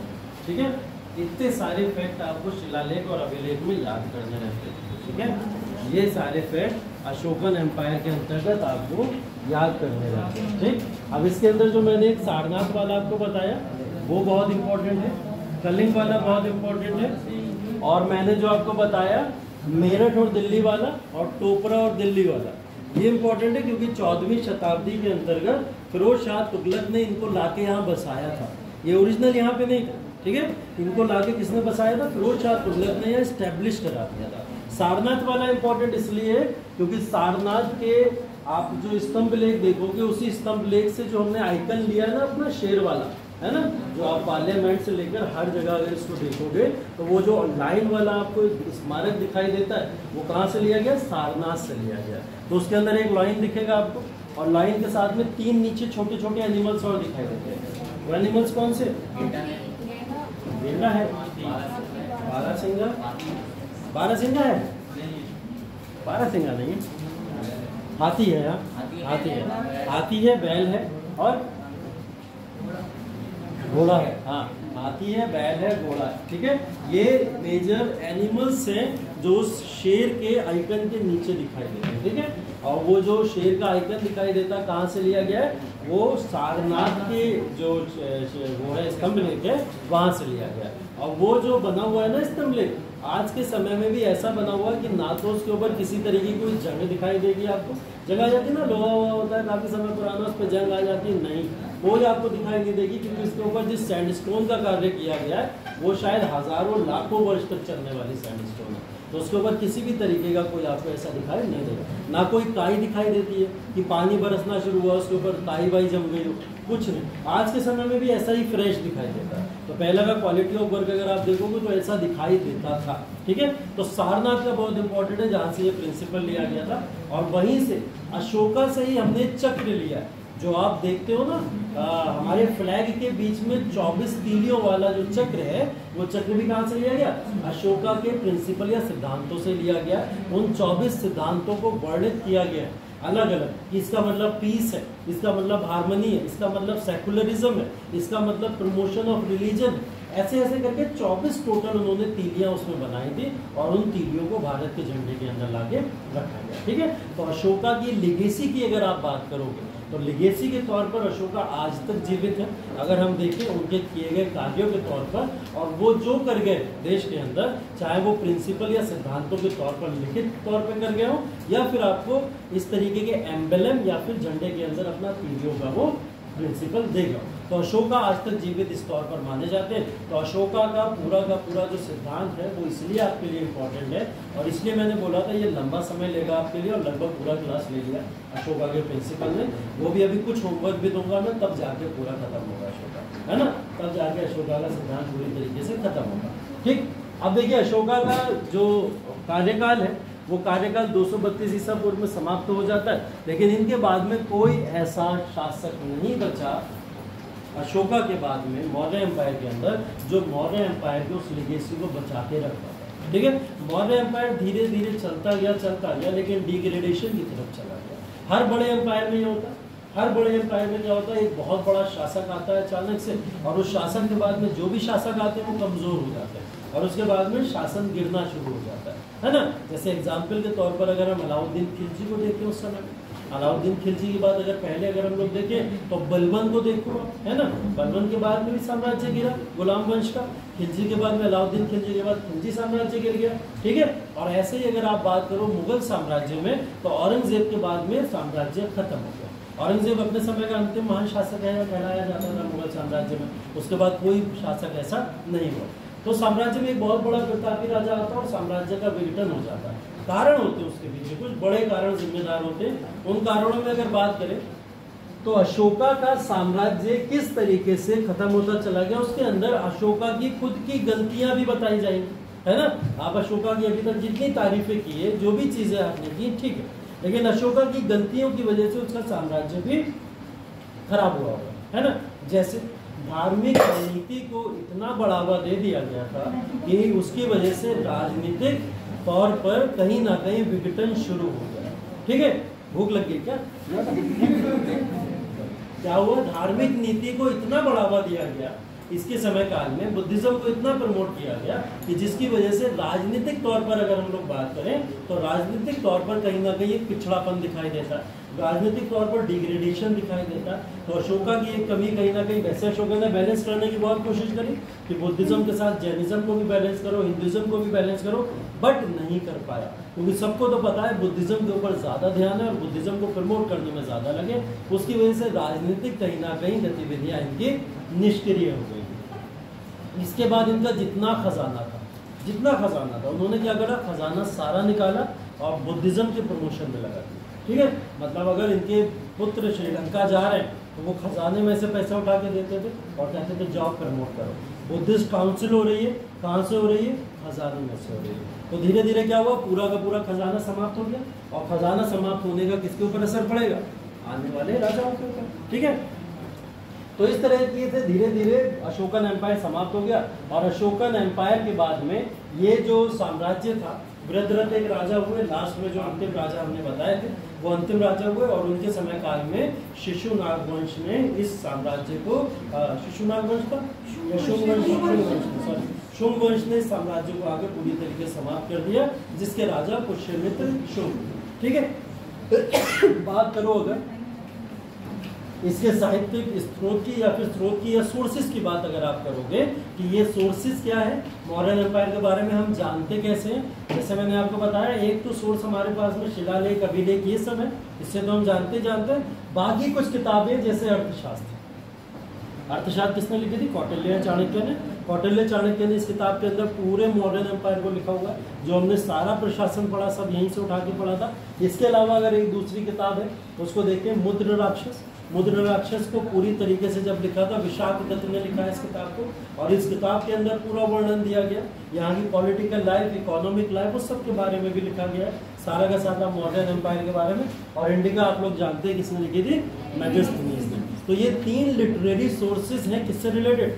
मॉडर्न एम्पायर से रिलेटेड। अगर आपसे कहीं पूछा जाए मॉडर्न एम्पायर का आधिकारिक तौर पर वर्णन कहाँ पे मिलता है, तो ये 3 सोर्सेज हैं जहाँ पे इसका वर्णन मिलता है, प्लस सारे शिलालेख और अभिलेख भी हैं जिनसे इसका वर्णन मिलता है। ठीक है, चलो उसके बाद में इसका पतन हुआ। पतन के बहुत सारे कारण हैं। एक तो ब्राह्मणकारी प्रतिक्रिया, ब्राह्मण खुश नहीं है शायद बुद्धिज्म के प्रमोशन की वजह से, एक कारण वो हो सकता है।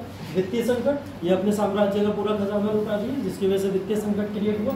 ठीक है, दमनकारी नियम या दमनकारी नीति की अगर बात करें तो बेसिकली ये दूसरे धर्मों को कहीं ना कहीं उनका दमन होता हुआ दिखाई देता है। यहाँ पे अगर बुद्धिज्म का प्रमोशन दिखाई देता है तो कहीं ना कहीं ये दमनकारी नीति भी यहाँ पे दिखाई देती है। नए ज्ञान का प्रसार है अगर, तो कलिंग वलन के युद्ध के साथ में इन्होंने क्या करा, बुद्धिज्म के तौर पर पूरे दुनिया भर में नए ज्ञान का प्रचार प्रसार शुरू कर दिया। और कोई राजा अगर ऐसा करता तो उसका प्रभाव बहुत पड़ता है ना। अभी तक कोई रिलीजियस गुरु करो चलो ठीक है समझ आता है, लेकिन अगर राजा खुद प्रमोट करेगा तो जनता के ऊपर उसका डायरेक्ट इम्पैक्ट पड़ता है। तो वो एक कारण हो सकता है। उत्तर पश्चिम सीमांत की उपेक्षा, अगर उत्तर पश्चिम सीमांत की उपेक्षा की बात करें तो आपने चाइना की दीवार के बारे में सुना होगा, सबने सुना होगा। एक समय ये था कि ग्रीक जितने भी लोग थे, अभी इंडो ग्रीक के बारे में भी चर्चा करनी है। ग्रीक जो लोग थे, जो अभी हम मैसेडोनिया की बात कर रहे थे, ग्रीक की बात कर रहे थे, सीरिया की बात कर रहे थे, ईरान की बात कर रहे थे, ये सारे लोग भारत की तरफ आते थे और आक्रमण करा करते थे। सिर्फ भारत पे नहीं, चाइना पे भी आक्रमण करते थे। तो भारत चाइना सब पे आक्रमण होता था, लूट के ले जाया करते थे। चाइना ने इन आक्रमणों से बचने के लिए क्या करा, चाइना की एक दीवार खड़ी करी। उसने इतनी बड़ी दीवार खड़ी करी कि आप आज भी देखते हो सबसे बड़ी दीवारों में काउंट होती है वो आज के समय, उसको भेद नहीं पाता था कोई। तो चाइना में लूटमार बंद हो गई। अब ये सारी लूटमार कहाँ शिफ्ट होगी, भारत के अंदर शिफ्ट होगी। मॉडर्न एम्पायर में अशोका का ध्यान तो बुद्धिज्म के प्रमोशन के ऊपर है, तो वो लूटमार को कैसे बचा पाएंगे, है ना। तो वो कहीं ना कहीं ऐसी कोई वॉल क्रिएट नहीं कर पाए जिसकी वजह से लूटमार खत्म हो सकती है। ठीक है, तो हम कह सकते हैं कि उत्तर पश्चिम सीमांत की उपेक्षा यहाँ पे कहीं ना कहीं दिखाई देती है, जिसकी वजह से पूरा का पूरा साम्राज्य विकसित हो गया और मौर्य साम्राज्य का अंत।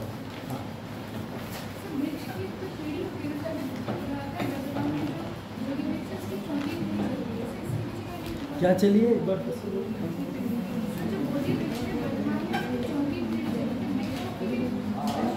देखो क्या है, वंश वाली बात नहीं है। एक्चुअल में जैसे ह्यूमन है, ह्यूमन का एक लाइफ टाइम पीरियड है। हाँ देखो, इसका एक लाइफ स्पैन होता है ना किसी भी चीज़ का।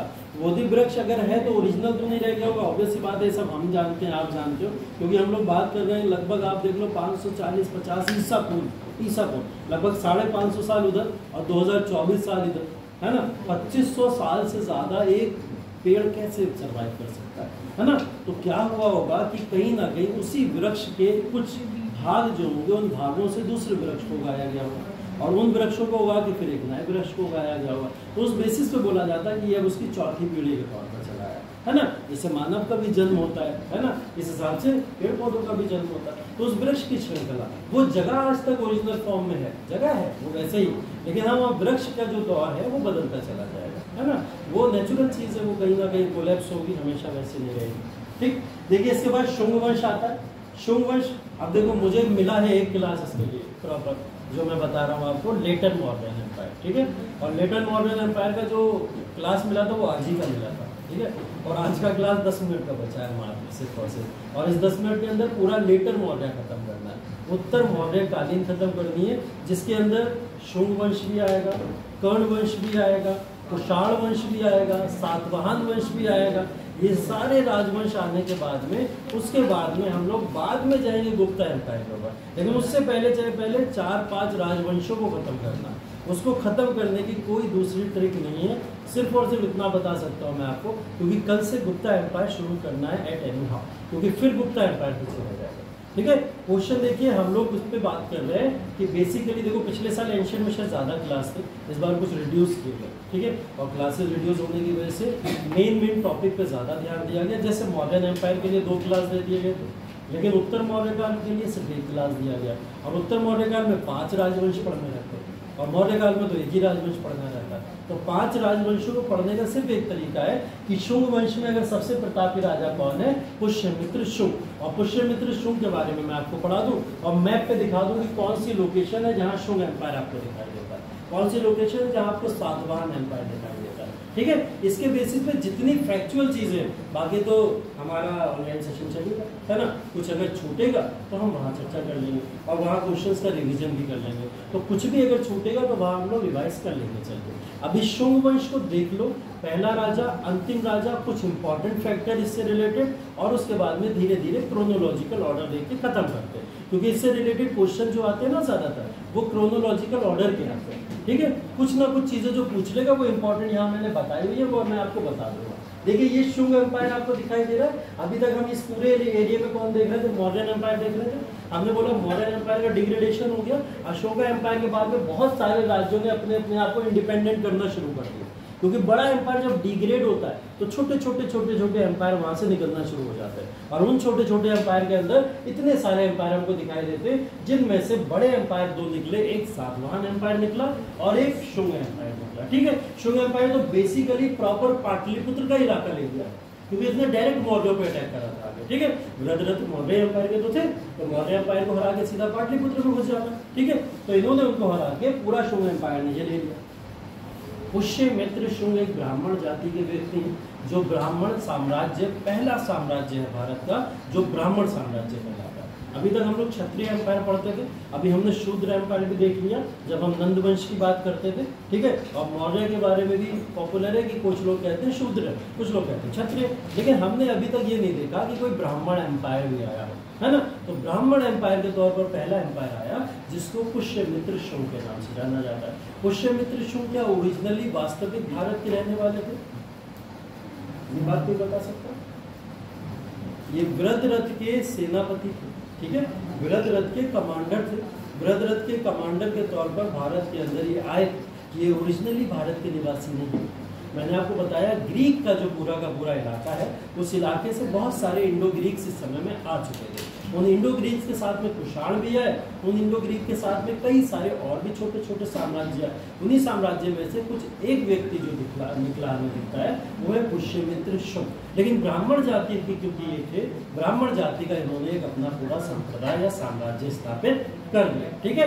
तो इन्होंने जब पुष्यमित्र शुंग ने इस पूरे के पूरे साम्राज्य को यहाँ पर खत्म किया, तो इन्होंने अपनी सबसे पहले राजधानी जिसको बनाया था वो थी विदिशा। विदिशा आप कहाँ पे, मध्य प्रदेश में, कहाँ पे, मध्य प्रदेश में। अभी तक बिहार में सारा का सारा होता था, अब कहाँ चलेगी ट्रांसफर, मध्य प्रदेश में। तो इन्होंने अपनी राजधानी ट्रांसफर कर दी विदिशा, ठीक है। इसके साथ ही साथ में इंडो यूनानी एक शासक है मिनांडर, बहुत पॉपुलर शासक है, अभी इंडो यूनानी की बात भी करेंगे, ठीक है। वो पुष्यमित्र शुंग ने पराजित किया था। मिनांडर ने भारत पे हमला किया और इसको पुष्यमित्र शुंग ने पराजित किया। इस समय के कोई भी राजा मिनांडर को नहीं हरा सकते थे, वो इतना शक्तिशाली राजा था। मतलब आप कहो कि सिकंदर को हरा देना, ऐसी बात हो रही है यार, ठीक है। तो सिकंदर को हरा देने वाला जैसा कॉन्सेप्ट है, मिनांडर को हरा देना। पुष्यमित्र ने 2 बार अश्वमेध यज्ञ कराया। अश्वमेध यज्ञ किसको बोलते हैं समझते हैं आप लोग? 3 तरीके के यज्ञ होते हैं। कौन कौन से यज्ञ होते हैं? वाजपेयी यज्ञ होता है, राजस्वीय यज्ञ होता है और अश्वमेध यज्ञ होता है। इन 3 यज्ञों में यह अश्वमेध यज्ञ का मतलब है कि अपनी सल्तनत को जीत जाना और जीत के अपना क्या दिखाना, वर्चस्व दिखाना। उसके लिए क्या कराया जाता था? एक यज्ञ कराया जाता था, जिस यज्ञ के तौर पर यहाँ पे इन्होंने 2 तरीके के अश्वमेध यज्ञ कराए थे। और ये करने वाले व्यक्ति कौन थे? पतंजलि, ठीक है। पतंजलि किसके समय काल के हैं पता होना चाहिए आपको? पुष्यमित्र शुंग के समय काल के अंदर हमको क्या देखने को मिल रहा है? पतंजलि, ठीक है। तो बहुत बड़े इनके समय के काव्य और फिर पूरी की पूरी रचनाएं करने वाले ये इस समय के, और बहुत बड़े पुरोहित भी हैं। और कह सकते हो आप पतंजलि ने योग का पूरा का पूरा प्रिंसिपल भी इसी समय सामने ला के रखा हुआ है, ठीक है। भरूच स्तूप है, इसका निर्माण भी इन्होंने कराया पुष्यमित्र शुंग ने। कहाँ पड़ता है भरूच स्तूप? हाँ, मध्य प्रदेश के अंदर है। बहुत बड़ा एक स्तूपा है, जिस स्तूपा के अंदर अगर आप देखोगे तो इसके अंदर बुद्धिज्म या बुद्धिज्म से रिलेटेड सारी की सारी चीज़ें दिखेंगी। हालांकि पुष्यमित्र शुंग के लिए एक चीज़ पॉपुलर है, और वो पॉपुलर है कि शत्रुओं का विनाश करने वाले, धर्म को बर्बाद करने वाले व्यक्ति। क्या इनको टाइटल दिया जाता है? धर्म को बर्बाद। कौन से धर्म को बर्बाद कर दिया था? बुद्धिज्म को बर्बाद कर दिया, जैनिज्म को बर्बाद कर दिया पूरी तरीके से। उसके बाद में भी इन्होंने किसका निर्माण कराया? मरुत स्तूप का निर्माण कराया हुआ। ठीक है, उसके बाद में इनका अंतिम शासक देवभूति देख लीजिए, और देवभूति की हत्या कर दी थी किसने? वासुदेव ने। वासुदेव कौरव वंश का प्रथम शासक था, जिसने इसके बाद आगे कौन सा वंश शुरू कर दिया? कौरव वंश शुरू कर दिया। ठीक है, कौरव वंश का कार्यकाल भी देख लीजिए, 73 ईसा पूर्व से कब तक है? 28 ईसा पूर्व तक। वासुदेव या फिर इन्होंने क्या करा था? अपने कर्ण वंश की स्थापना करी थी पहली बार। ठीक है, और कर्ण वंश के तौर पर अगर हम लोग देखें, इस वंश में अंतिम शासक किसको बोला जाता है? सुशर्मा को बोला जाता है। सुशर्मा कौन थे?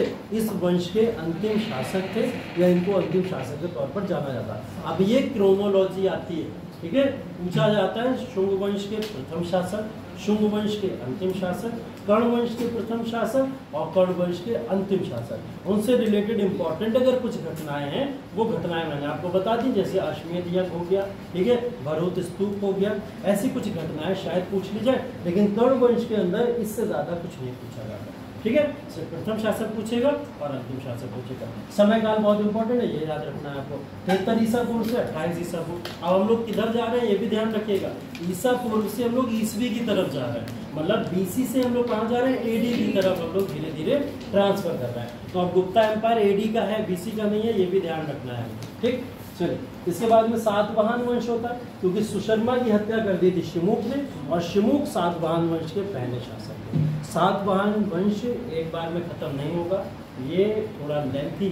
ठीक है, अगर इसके बारे में मैं आपको दिखाना शुरू करूं तो देखो, सातवाहन वंश ये इलाका है पूरा का पूरा दक्षिण भारत की तरफ आने वाला राजवंश। ये वंश पूरा का पूरा आंध्रा वंश के तौर पर पुराणों में लिखा हुआ है। पुराणों में क्या लिखा हुआ है कि आंध्रा वंश एक भारत में हुआ है, उसी को सातवाहन वंश भारतीय इतिहासकारों ने बोला है। ठीक है, तो ये सातवाहन वंश के बारे में हमको बहुत डिटेल में चर्चा करनी पड़ेगी, क्योंकि ये इंपॉर्टेंट हो जाता है। अभी इससे रिलेटेड एक क्वेश्चन आया, अभी इससे रिलेटेड करंट में एक मुद्दा चला था। देखिए, सातवाहन चल रहा है, काफी लंबा है ना। इसके बारे में मैं आज के क्लास में ऑब्वियस सी बातें नहीं बता पाऊंगा। संस्कृत शिलालेख, जैसे कि हम लोग बात कर रहे थे अशोका के शिलालेख होगी। अशोका के शिलालेख किसमें, कौन सी भाषा में लिखे गए? प्राकृत भाषा में, प्राकृत भाषा में लिखे गए। लेकिन पहली बार पुष्यमित्र शुंग के बाद में संस्कृत भाषा का चलन चल गया है देश के अंदर, और उसमें पहली बार किसी ने संस्कृत में शिलालेख लिखवाया, और वो शिलालेख किसका था? सातवाहन राजवंश के शासकों का था, और उस शिलालेख का नाम था नागार्जुन शिलालेख करके जाना जाता है, जो आंध्र प्रदेश की पहाड़ियों के आसपास में देखने को मिलता है। पहला संस्कृत शिलालेख नागार्जुन शिलालेख था, जो वहाँ पे देखने को मिलता है। ये पिछले साल की न्यूज़ है, जो लोग बच्चे पिछले साल पढ़े होंगे उनको भी मैंने दिखाया था। ये एक शिलालेख मिला है अभी पिछले साल, जस्ट एक साल पहले। ठीक है, अभी पिछले साल मिला है, और इस शिलालेख को अगर देखा जाए तो ये भारत का नागार्जुन से भी पुराना शिलालेख। ठीक है, जो इतिहासकारों ने खोजा है उन्होंने बोला है ये नागार्जुन शिलालेख से भी पुराना शिलालेख है। अब ये क्वेश्चन क्या नहीं आ सकता? सातवाहन राजवंश जब आप पढ़ोगे, उससे रिलेटेड कोई भी क्वेश्चन आएगा, उसमें पूछा जाएगा सबसे पुराना शिलालेख वर्तमान में कौन सा है। ठीक है, तो वर्तमान में जो शिलालेख सबसे पुराना है उसी को बोला जाता है सप्तमातृका शिलालेख। ये सप्तमातृका शिलालेख भारत का सबसे प्राचीन संस्कृत में लिखा गया शिलालेख। ठीक है, इस शिलालेख को सप्तमातृका इसलिए बोला जा रहा है क्योंकि इसके अंदर 7 हिंदू देवियों को दर्शाया गया है ना। 7 हिंदू देवियों का वर्णन किया गया है। 7 हिंदू देवी, सातवाहन वंश इस बात को प्रमाणित करता है कि देवियों की पूजा होती थी। देवियों की पूजा किसको प्रमाणित करता है? मात्र सत्तात्मकता को फॉलो करता है। तो आपको इस बात से एक बात और अच्छे से पता चलती होगी कि सातवाहन वंश क्या था? मात्र सत्तात्मक या मैट्रियार्कल सोसाइटी को रिप्रेजेंट करने वाला वंश था। इससे पहले इतिहास में हमने कभी मात्र सत्तात्मकता देखी? कहाँ? हड़प्पा सभ्यता, एकमात्र हड़प्पा सभ्यता।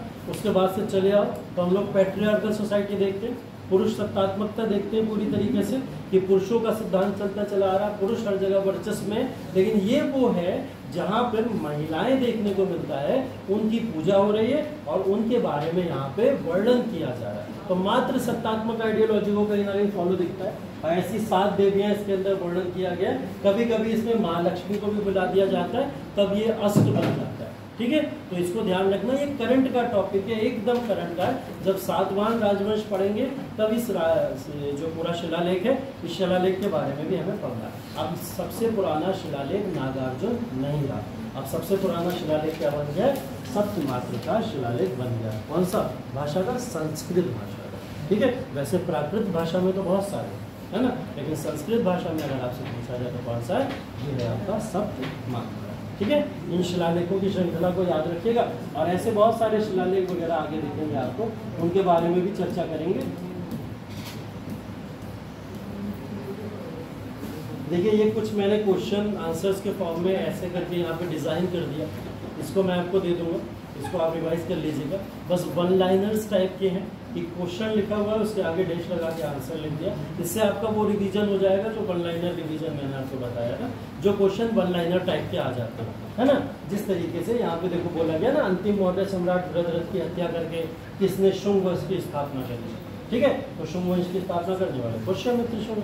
ऐसे करके वन लाइनर टाइप में आपको ये सारे के सारे क्वेश्चंस यहाँ पे दिख जाएंगे। ठीक है, तो इनको अच्छे से रिवाइज कर लीजिएगा। इसमें पुष्यमित्र शुंग मतलब शुंग वंश के बारे में दिया गया है, कर्ण वंश के बारे में दिया है और सातवाहन राजवंश के बारे में दिया है। 3 राजवंशों के बारे में इसमें वर्णन देखने को मिलता है।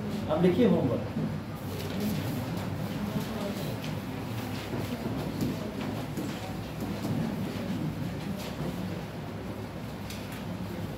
अब इसमें मेंशन करिए होमवर्क। होमवर्क में लिखिए पहला, क्वेश्चन वोश्चन नहीं है, मैं इसके क्वेश्चन वोश्चन नहीं दे रहा। पहला लिखिए अशोका, या मतलब अशोका के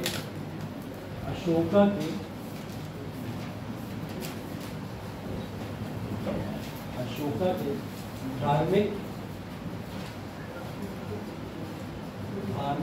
भ्रमण, अशोका के धार्मिक भ्रमण की चर्चा करें। अशोका के धार्मिक भ्रमण की चर्चा करें। धार्मिक भ्रमण का मतलब वो रिलीजियस तौर पर अपने धर्म का प्रमोशन करने कहाँ पहुँचे। ठीक है, तो जहाँ पहुँचे थे उसकी श्रृंखला आपको लिखनी है। 6-7 जगह आपको देखने को मिलेंगी इतिहास में जहाँ उन्होंने जाकर प्रमोशन किया। ठीक है, दूसरा पॉइंट इसमें लिखिए। अगला पॉइंट लिखिए इसमें, शुंग राजवंश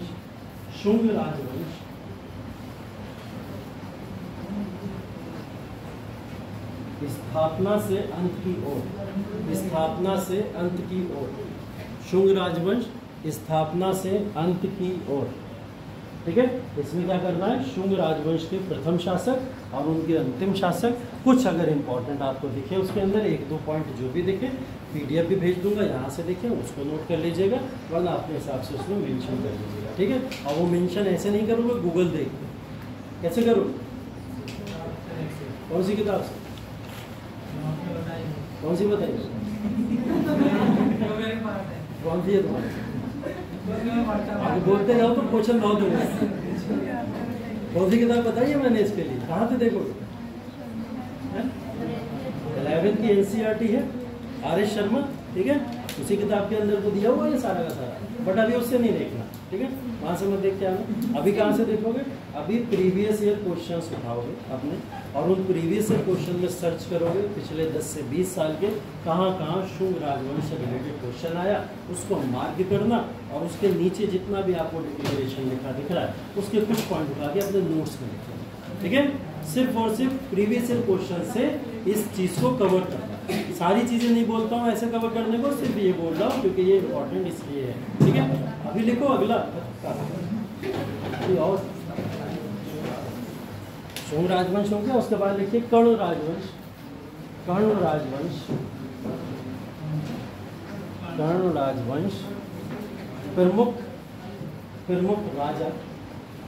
प्रमुख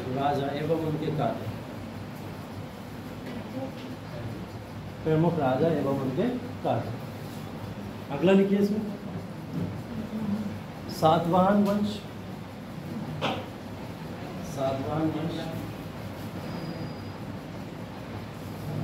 और डैश लगा के लिखो, सर खुद पढ़ा दियो। सातवाहन वंश पढ़ा दूंगा मैं, टेंशन ना लो, ठीक है। उसके बारे में कल चर्चा कर लेंगे, सातवाहन राजवंश की, ठीक है।